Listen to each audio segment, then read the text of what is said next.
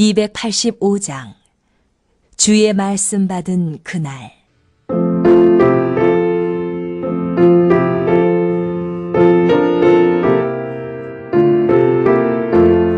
주의 말씀 받은 그날 참 기쁘고 복되도다. 이 기쁜 마음 못 이겨서 온 세상에 전하노라. 기쁜 날 주 나의 죄 다시 쓴 날 늘 깨어서 기도하고 늘 기쁘게 살아가리. 기쁜 날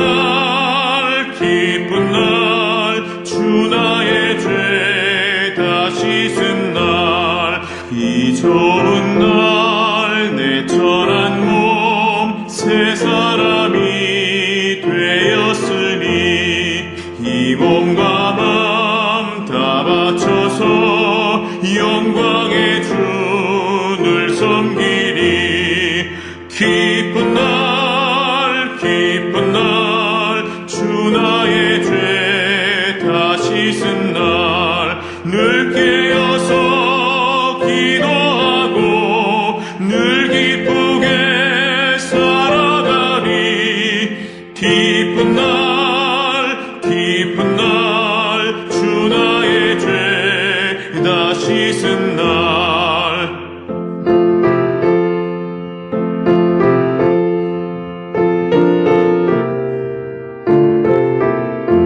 새 사람 된 그날부터 평안한 마음 늘 있어서 이 복된 말 전하는 일 나의 본분 삼았도다. 기쁜 날 주 나의 죄 다시 쓴 날 늘 깨어서 기도하고 늘 기쁘게 살아가리. 기쁜 날 주 나의 죄 다시 쓴 날.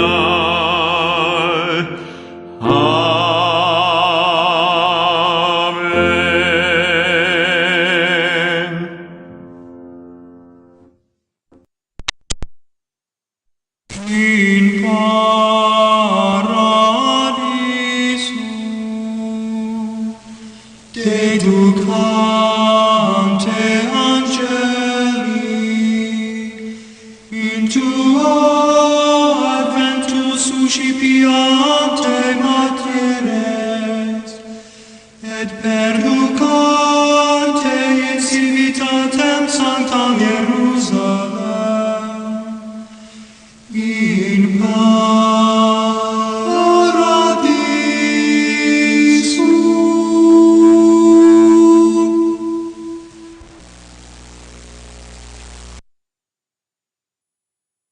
예수 그리스도의 사도 베드로는 본도, 갈라디아, 갑바도기아, 아시아와 비두니아에 흩어진 나그네 곧 하나님 아버지의 미리 아심을 따라 성령이 거룩하게 하심으로 순종함과 예수 그리스도의 핏부림을 얻기 위하여 택하심을 받은 자들에게 편지하노니 은혜와 평강이 너희에게 더욱 많을지어다. 우리 주 예수 그리스도의 아버지 하나님을 찬송하리로다. 그의 많으신 긍휼대로 예수 그리스도를 죽은 자 가운데서 부활하게 하심으로 말미암아 우리를 거듭나게 하사 산 소망이 있게 하시며 썩지 않고 더럽지 않고 쇠하지 아니하는 유업을 있게 하시나니 곧 너희를 위하여 하늘에 간직하신 것이라. 너희는 말세에 나타내기로 예비하신 구원을 얻기 위하여 믿음으로 말미암아 하나님의 능력으로 보호하심을 받았느니라. 그러므로 너희가 이제 여러가지 시험으로 말미암아 잠깐 근심하게 되지 않을 수 없으나 오히려 크게 기뻐하는도다. 너희 믿음의 확실함은 불로 연단하여도 없어질 금보다 더 귀하여 예수 그리스도께서 나타나실 때에 칭찬과 영광과 존귀를 얻게 할 것이니라. 예수를 너희가 보지 못하였으나 사랑하는도다. 이제도 보지 못하나 믿고 말할 수 없는 영광스러운 즐거움으로 기뻐하니 믿음의 결국 곧 영혼의 구원을 받음이라. 이 구원에 대하여는 너희에게 임할 은혜를 예언하던 선지자들이 연구하고 부지런히 살펴서 자기 속에 계신 그리스도의 영이 그 받으실 고난과 후에 받으실 영광을 미리 증언하여 누구를 또는 어떠한 때를 지시하시는지 상고하니라. 이 섬긴 바가 자기를 위한 것이 아니요 너희를 위한 것임이 계시로 알게 되었으니 이것은 하늘로부터 보내신 성령을 힘입어 복음을 전하는 자들로 이제 너희에게 알린 것이요 천사들도 살펴보기를 원하는 것이니라.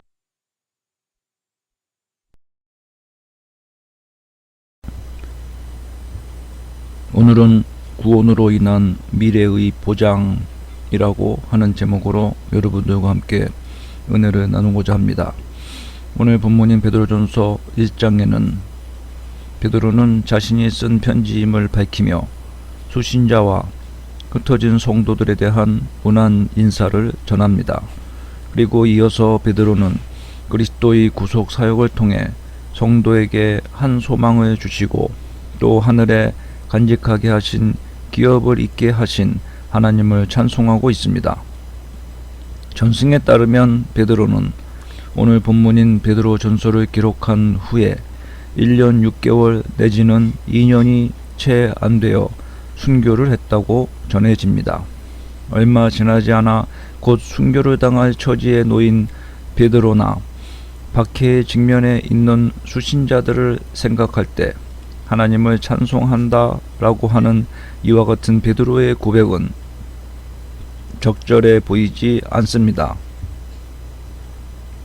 그러나 구원에 대한 약속과 천국이라는 본향을 소유하게 될 것이라는 믿음은 그들로 하여금 고난 중에서도 하나님을 찬양하게 했던 것입니다. 본문을 기록했을 당시의 베드로와 초대교회 성도들의 삶을 비교해 볼 때 오늘날 우리들이 찬양을 하지 못할 상황은 그 어디에도 존재하지 않는 것입니다. 본문 3절에 그의 많으신 긍휼대로 예수 그리스도를 죽은 자 가운데서 부활하게 하심으로 라고 말씀하고 있습니다. 하나님의 긍휼에 대해서 이와 같이 제시하고 있습니다. 하나님의 긍휼은 그리스도인들이 산 소망으로 거듭나게 하셨는데 이것은 죽은 자들 가운데서 부활하신 예수 그리스도를 통해서 하나님이 주신 것이라는 내용입니다. 이처럼 하나님의 긍휼은 단순히 감정적인 차원에서 끝나지 않고 그 감정으로 인해 생기는 구체적인 행동까지를 포함하는 것임을 알 수 있습니다. 하나님의 긍휼은 그의 말씀에 불순종하여 하나님과 원수가 된 죄인들의 비참한 현실을 불쌍히 여기는 마음이요 바로 거기에서부터 구속사역이 시작되었기 때문입니다. 하나님은 긍휼히 여김을 받을 자격이 없는 자들에 대한 주체할 수 없는 사랑으로 당신의 아들 예수 그리스도를 십자가에서 죽게 하시고 부활하게 하심으로 원수들을 자기 기업을 상속할 아들로 삼으신 것입니다. 또한 산 소망이라는 표현은 살아있는 소망이라는 말입니다. 이는 소망이 살아있다는 단순한 묘사가 아니라 소망 자체가 행동하며 움직인다는 강력한 의미입니다. 따라서 이 소망은 활력을 불어넣어주는 원리가 되며 전망이 밝은 것이고 계속해서 사물의 밝은 면을 보게 하는 것이며 좋은 것만을 기대하는 것이 되는 것입니다. 이것은 수신자들이 직면해 있는 박해 속에서 그들의 마음을 사로잡고 있는 공포와는 반대되는 개념입니다. 그러므로 그리스도인의 낙관주의와 흘러넘치는 소망은 두려움에 대한 여지를 허락하지 않습니다. 베드로는 이 소망이 수신자들의 마음에 일상적인 상태가 되기를 원하는 마음에서 하나님께서 허락하신 산소망이 있다는 사실을 지적한 것입니다. 그렇다면 이 산소망이란 구체적으로 무엇이겠습니까? 그것은 그리스도 재림 후 이루어질 천국의 지복 상태, 하나님과 함께 거하는 새 하늘과 새 땅에서의 삶을 가리키는 것입니다.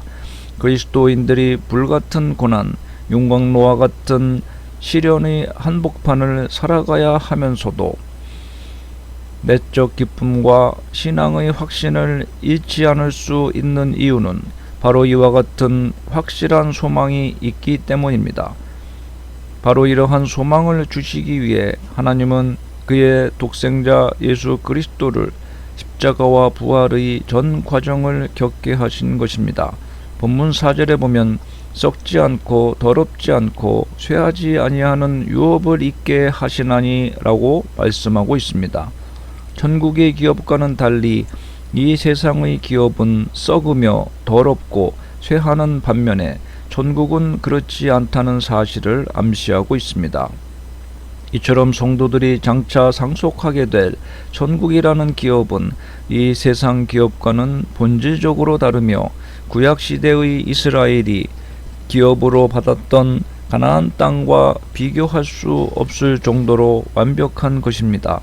이 세상 기업들은 뜻하지 않은 재해나 사건으로 인하여 파괴되고 사라질 수 있지만 성도가 받을 영적 기업은 그 어떤 것의 영향도 받지 않습니다.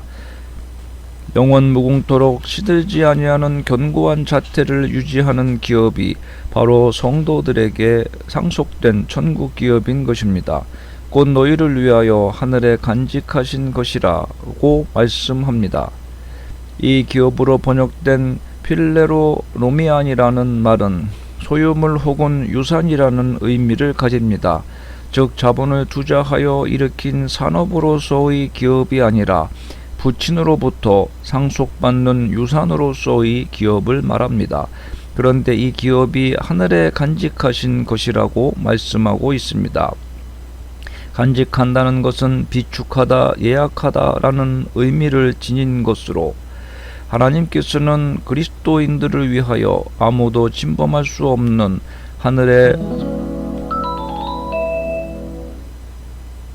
간직한다는 것은 비축하다, 예약하다라는 의미를 가진 것으로서 하나님께서는 그리스도인들을 위하여 아무도 침범할 수 없는 하늘에 썩지 않고 더럽지 않고 쇠하지도 아니하는 유산을 따로 떼어 놓으셨다는 것을 알 수 있는 말씀입니다. 원래 구약 성경에서 유산이라고 하면 약속의 땅이었던 가나안과 동등시 여겼었지만 베드로는 이 유산의 개념을 이처럼 하늘에 속한 것으로 바꾸어 놓은 것입니다. 그러므로 본문의 산 소망은 성도의 소망으로 이것은 미래적이며 내세적인 것임을 알 수 있게 됩니다. 현세의 박해 앞에서 있는 베드로나 본소의 수신자들에게 있어 그들이 영원한 유산을 받게 될 것이라는 언급은 엄청난 희망을 갖게 해주었을 것입니다. 구약 이스라엘이 기업으로 받은 땅은 이방 민족의 침략으로 황폐해지고 또 우상 숭배를 비롯한 각종 죄악으로 더러워졌지만 성도를 위해 하늘에 예비된 유산은 외부의 그 어떤 침해도 받지 않고 내적인 죄로 인해 오염도 되지 않을 것입니다. 그러므로 성도는 그 유산을 잃어버릴 염려를 하지 않아도 됩니다. 본문 5절에 보면 하나님의 능력으로 보호하심을 받았느니라 라고 말씀하고 있습니다. 하나님의 능력으로 보호함을 받게 되는 데는 하나의 조건이 있습니다. 이것은 성도들의 믿음입니다. 즉 하나님께서 후사로서 택하신 성도들은 믿음으로 말미암아 내세뿐만 아니라 이 세상에서도 하나님의 능력 아래 보호를 받게 되는 것입니다. 이를 통해 성도들은 하나님의 능력 아래 승리하게 될 것임을 확신할 수 있습니다. 따라서 성도에게는 믿음이 절대적으로 필요하다고 하겠습니다. 이 믿음은 다름 아닌 하나님의 신실성과 그리스도의 구속 사역에 대한 확고부동한 신뢰를 말합니다. 그러므로 베드로 서신의 수신자나 오늘날 우리들에게 문제가 되는 것은 하나님의 팔이 짧아 능력을 행하지 못하는 것이 아니라 정작 우리가 하나님을 올바로 신뢰하지 않는 것이라고 할 수 있겠습니다. 본문 6절에 너희가 이제 여러 가지 시험으로 말미암아 잠깐 근심하게 되지 않을 수 없으나 오히려 크게 기뻐하는도다 라고 말씀합니다. 이것은 본향이 아닌 이 세상에 잠시 체류하고 있는 성도들에게 갖가지 시험이 있음을 말하는 말씀입니다. 여기에서 여러 가지에 해당하는 포이켈로이스라는 말은 여러 가지 색깔의 다채로운 형형색색의 라는 의미를 가지고 있습니다.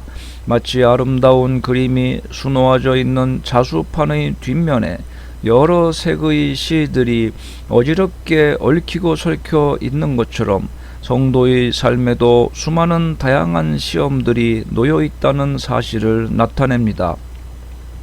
어떠한 의미가 있고 최종적인 완성된 목표가 있을 것이지만 자수판의 뒤를 봐서는 그 뒷면의 색깔을 보고서는 그것이 전체적으로 어떤 그림인지 어떤 형상인지 어떤 의미를 나타내고 있는 것인지 도저히 알 수가 없습니다. 우리의 인생 속에서 당하게 되는 여러 가지 시험과 환난도 이와 같이 우리에게 허락된 이유가 있고 목적이 있을 것이지만 그것을 당하는 우리들은 이 세상을 사는 날 동안 그 뜻을 거의 이해할 수가 없는 혼란스러운 상태에 놓이게 됩니다. 그렇기 때문에 시험인 것입니다. 당시 본 서신의 수신자들에게 닥쳤던 시험들도 이방 불신자들의 비방과 욕설, 해고와 폭행, 심지어 살인까지 포함된 견디기 힘든 것들이었습니다. 베드로는 비록 하나님께서 믿음의 연단을 위해 성도들에게 시련을 주시지만 그것이 성도들에게 시험이 되고 그것 때문에 잠깐 근심할 수 있다는 사실을 전제하고 인정하는 것입니다. 그러나 결국 근본적으로 크게 기뻐한다고 강조합니다. 왜냐하면 시련 앞에서 근심하는 것이 당연하지만 성도들이 장차 누릴 영원한 영광을 생각할 때 시련은 잠깐이요 그 시련 중에서도 하나님이 보호하실 것이며 장차 누리게 될 영광은 내세까지 미치는 영원한 것이기 때문입니다. 그러면 그 이유에 대해서는 자세히 알 수 없으나 총체적으로 무슨 일반적인 이유가 있을까요? 본문 7절에 말씀하고 있습니다. 너희 믿음의 확실함은 불로 연단하여도 없어질 금보다 더 귀하여 예수 그리스도께서 나타나실 때 칭찬과 영광과 존귀를 얻게 할 것이라고 말씀합니다. 사도 베드로는 본문에서 이처럼 성도들의 믿음을 황금에 비유하고 있습니다. 황금은 본래 자연 상태에서 단독으로 존재하지 않고 돌 속에 소량 섞여서 존재합니다. 금광에서 채굴된 금이 섞인 돌을 용광로에 집어넣게 되면 거기에서 순금이 분리되어 나옵니다. 즉 자연 상태의 금광석에서 순금을 채취해내는 과정 가운데 필연적으로 요구되는 것이 바로 뜨거운 용광로에서의 재련 과정입니다. 마찬가지로 하나님께서는 성도들의 믿음의 진위를 가리기 위해 그들을 불같은 시련의 도가니에 집어넣으십니다. 생명도 없고 언젠가는 사라지고 말 황금도 순금으로 나오기 위해 불로 연단을 받아야 한다면 하나님의 자녀된 성도들이 정금과 같이 나오기 위해 불같은 시련을 받는 것은 너무도 당연한 일입니다. 그러한 시련은 믿음의 진정성을 입증해주는 참으로 귀한 시련인 것입니다. 그리고 이러한 시련을 통과해서 깨끗하고 순수한 믿음으로 단련된 성도들은 장차 예수 그리스도의 재림 때에 칭찬과 존귀와 영광을 얻게 될 것입니다. 베드로는 이러한 하나님의 시험의 목적을 언급하면서 수신자들에게 모든 시험을 이겨나갈 것을 독려하고 있습니다. 성도들의 기쁨은 현세적인 것이 아니라 미래적인 것이라고 할 수 있으며 예수 그리스도께서 영광스럽게 재림하시는 그날 크게 기뻐할 것이 바로 기쁨의 본질입니다. 그러나 고난 중에서도 그리스도 한 분만으로 기뻐할 수 있는 그리스도인들의 역사적인 기쁨이 존재하는 것이며, 진정한 그리스도인의 기쁨은 이와 같이 언제든지 현재적인 것입니다. 이것은 성도가 누리는 즐거움의 크기와 넓이와 깊이가 어떠함을 말씀하고 있는 것입니다. 성도들은 이처럼 말로 형언할 수 없는 즐거움과 영광스러움으로 가득 차 있는 가운데서 나오는 기쁨으로 즐거워하는 존재들인 것입니다. 이 본서를 읽는 수신자들은 바로 이러한 기쁨으로 가득 차고 있었으며, 이것은 곧 그들의 영혼이 구원을 받았다는 표지가 되었던 것입니다. 이처럼 찬송은 성도만이 누릴 수 있는 특권인 것입니다. 찬송은 우리가 고난과 시련 속에서 취하여야 할 마땅한 삶의 태도입니다. 시련과 고난과 역경이 없을 때에는 아멘 하기가 쉽다가도 막상 우리가 그 상황에 처하게 되면 아멘 하기가 쉽지 않습니다. 감당하기 어려운 일들이 우리에게 정면으로 돌진해 오면 우리는 두려움에 사로잡히거나 불평, 불만을 토로하기 쉽습니다. 시련과 역경 속에서 우리의 입술에는 언제나 원망과 불평의 열매가 주렁주렁 달리게 되는 것입니다. 그런데 원망과 불평의 열매를 맺는 삶은 성도의 올바른 삶의 태도가 아닙니다. 그때 우리가 할 것은 성경은 분명 찬송이어야 된다고 말씀합니다. 이것은 불가능한 일이 아닙니다. 우리의 믿음의 선배들의 삶이 이를 증명하는 것입니다. 요셉은 형제들에게 배반을 당해 웅덩이 속에 갇히고 애굽의 종으로 끌려가고 모함으로 인해 옥에 갇혀서도 결코 원망하지 않았습니다. 또한 생명을 위협하는 아수르 사네립의 포위 속에서 랍사게의 조롱의 편지를 받아든 히스기야도 오히려 하나님의 주권을 찬양하였습니다. 사자굴 속에 갇혔던 다니엘의 마음에 사형 선고까지 받았다고 말할 정도로 절망적이었던 상황에 처했었던 사도 바울도, 초대 기독교 때 화형을 당했던 폴리갑도, 그 외에 기독교 역사를 통해 죽음을 맞이해야 하는 고난과 시련 속에서 신앙의 선배들은 하나님을 찬양하였던 것입니다. 그 어떠한 상황 속에서도 이같이 찬송할 수 있음을, 또 그렇게 하는 것이 성도의 자세임을 우리 신앙의 선조들은 확실히 증거하였던 것입니다. 성도는 고난 가운데서도 찬송해야 한다는 사실은 지금도 변하지 않는 영적인 원리인 것입니다. 그러므로 성도 여러분, 이 원리를 따라 고난 중에서도 찬송하는 성도의 삶을 살아가시며 세상 사람들이 갖고 있는 습관이나 특성에 구별되는 찬양할 수 있는 성도만의 특권을 발휘하며 살아가시는 저와 여러분이 되시기를 바랍니다. 고난 중에서 찬송한다는 것은 곤욕스러운 것이 아니라 우리의 속사람이 그만큼 성숙해지고 견고해졌다는 증거가 되는 것입니다. 이것을 기억하면서 언제나 주님께 찬양할 수 있는 속사람이 견고한 성도 여러분들이 되시기를 바랍니다. 그렇다면 성도가 고난과 시련 중에서도 하나님을 찬송할 수 있는 이유가 무엇이겠습니까? 첫 번째 이유는 예수 그리스도의 죽은 자 가운데서 부활하심으로 말미암아 우리를 거듭나게 하사라는 말씀에서 찾을 수 있습니다. 우리가 찬양해야 할 이유 중에 으뜸은 우리의 거듭남인 것입니다. 우리는 죄인에서 의인으로, 불순종의 자녀에서 순종의 자녀로, 어두움의 자녀에서 빛의 자녀로 거듭났습니다. 죄의 문제가 해결된 것입니다. 예수 그리스도께서 십자가에 흘리신 대속의 피로 인해 이것이 가능해졌습니다. 우리가 잘나서가 아니라 우리의 선행 때문이 아니라 그리스도의 사랑의 희생으로 이것이 가능해진 것입니다. 때문에 우리가 거듭났다는 말 속에는 영원한 저주조차 이길 수 없는 우리 주 예수 그리스도의 무한한 사랑이 우리에게 임했다는 사실이 담겨져 있는 것입니다. 다음으로 성도가 고난 중에 찬송할 수 있는 두 번째 이유는 산 소망이 있게 하시며 라는 말씀에서 찾을 수 있습니다. 산 소망이란 무엇입니까? 그것은 세상의 썩어질 것들과 대비되는 것입니다.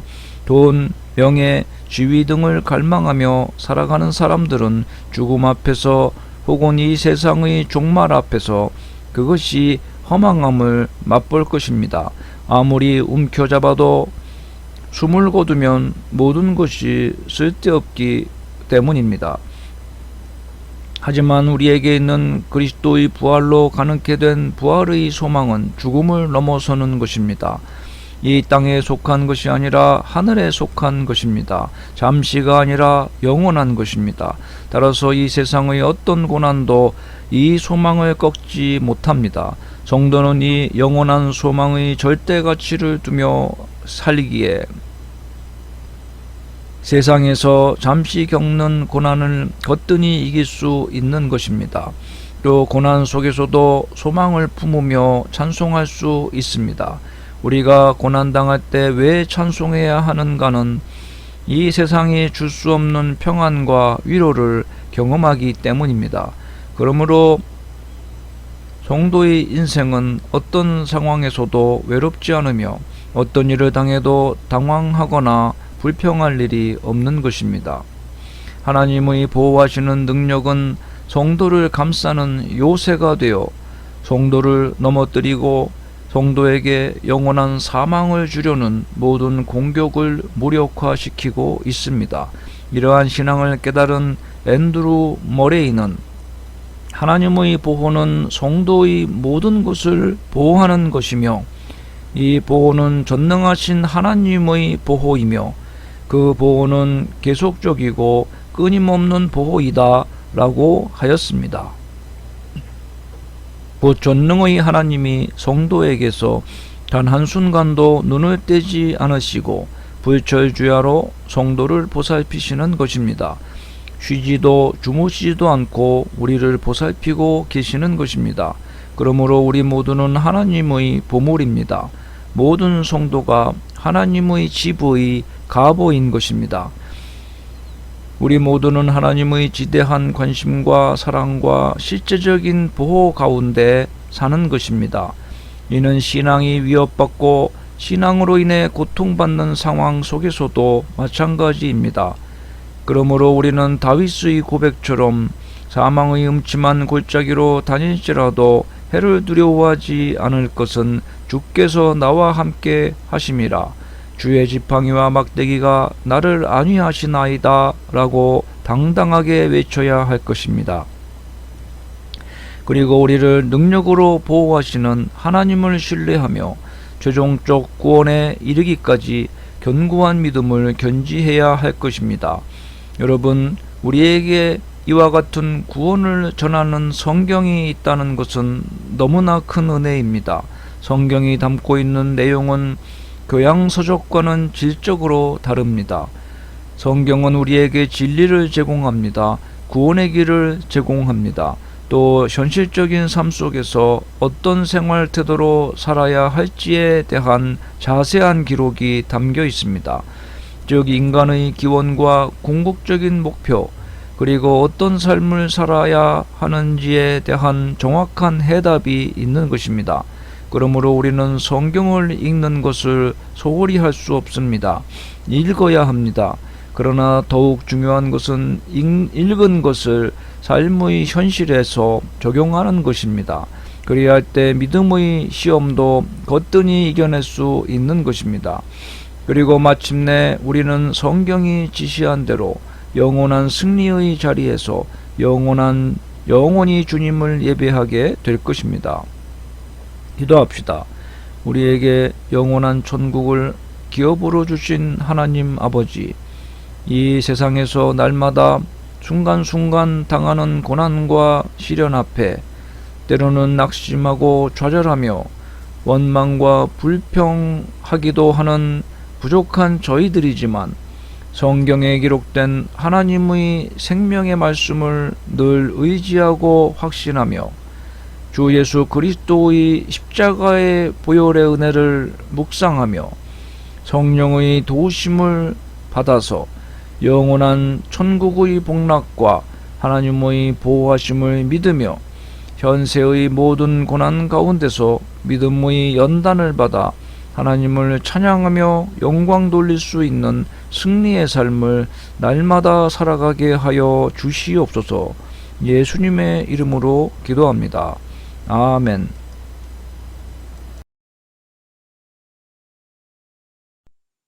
(492장) 잠시 세상에 내가 살면서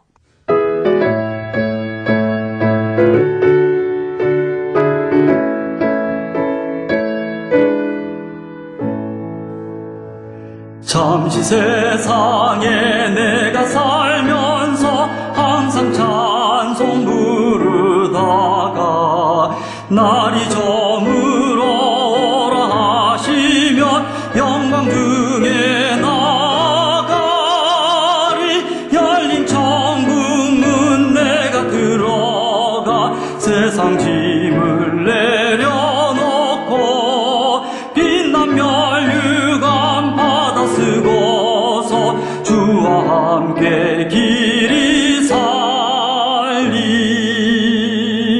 눈물 골짜기 더듬으면서 나의 갈 길 다간 후에 주의 품 안에 내가 안기어 영원토록 살리로다. 열린 천국문 내가 들어가 세상 짐을 내려놓고 빛난 멸류관 받아 쓰고서 주와 함께 길이 살리.